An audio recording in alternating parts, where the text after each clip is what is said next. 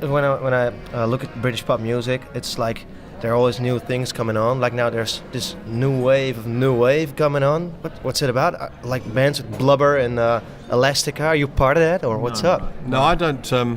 No, I don't know anything about I don't know anything about them. No, I kind of. I mean, obviously that's part of your job to be on top of the new stuff that's happening, I imagine. But I don't actually think, to be honest with you, most musicians are so wrapped up in what they do. They really don't spend an awful lot of time scouring the charts and looking at new waves and looking at new this and new that. You don't have time. You barely have time to get your own recording done. Sometimes a new producer will come to mind, or a new arranger, or a singer that you might want to work with. But broadly speaking, every artist that I've ever met is wrapped up in what they are doing. I can't imagine Sting listening to a Blubber album or somebody and saying, "That's the way to go. I'm going to do that." And suddenly Sting comes out with a Blubber sounding like. Your music now. Yeah, Sting has been. He's very sweet. Whenever I've met him, he's been a real gentleman. Yeah, and he's very serious. Very arty too. He's very arty, but then it's also an art. So why shouldn't he be? There's nothing wrong with Nothing wrong. He can fill out the Albert Hall for 6 nights. What the hell does he care? And also, one thing I do like about Sting is that I get the feeling when he's doing his album, he's not thinking, "Is this the single?" He's just putting songs together, because some of the stuff released as singles clearly isn't a single, but it's just released in that format because the people, everyone thinks you've got to have a single. And I've got a lot of time for him. I also think he's got one of the few pop voices that you would recognise 100 miles away, and that's very hard to have. Most people sound the same. He opens his mouth, like there's that song at the moment with Bryan Adams, Rod Stewart and Sting.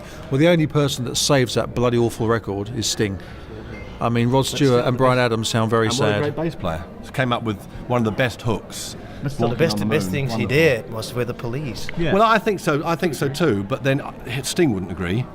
What was that single off the first album when he first went solo?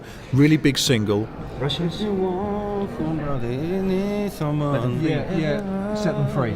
Yeah, Set Them Free was great. Really, a great song. really good single. If you love someone, set them and free. He had True. Annette MacDonald on backing vocals, who used to be with Talking Heads. He played with a Great voice. Great musicians, but Talking Heads. There's a totally original band. I mean, absolutely. Whenever I hear Talking Heads, American, yeah. But and it's very unusual for Americans to produce an original band. And the only other band they've done it with since is REM. Guns N' Roses. Yeah, right. Exactly. How original are they? So Talking Heads. I remember seeing him do Psycho Killer in the film of the live gig, and he just comes on with a ghetto blaster. Absolutely, the clarity of the vision, just the simple idea with the ghetto blaster, absolutely perfect. this song. Yeah, absolutely brilliant. I've got so much time for him. I think they went a bit off the boil towards the end.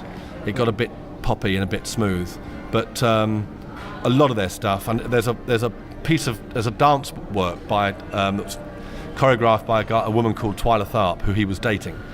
And Fred's ex girlfriend had this on tape, and we used to watch it. And he did the music to this piece, Catherine Wheel, it's called.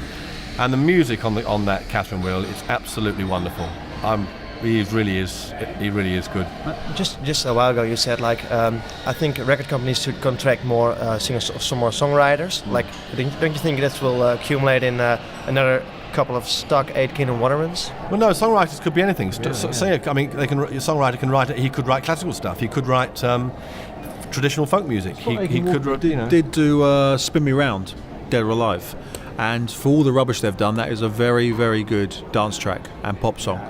And so, I mean, I'm not a big fan of Pete Waterman by any means, but the credit where it's due, that's a great little song. And Respectable was good with Mel and Kim, who did that, yeah. I mean, they did write a lot of rubbish as well. Remember that? Roadblock? I think they released that under their own Stock Aitken and Waterman name. Oh, did they? I didn't know. I didn't know that.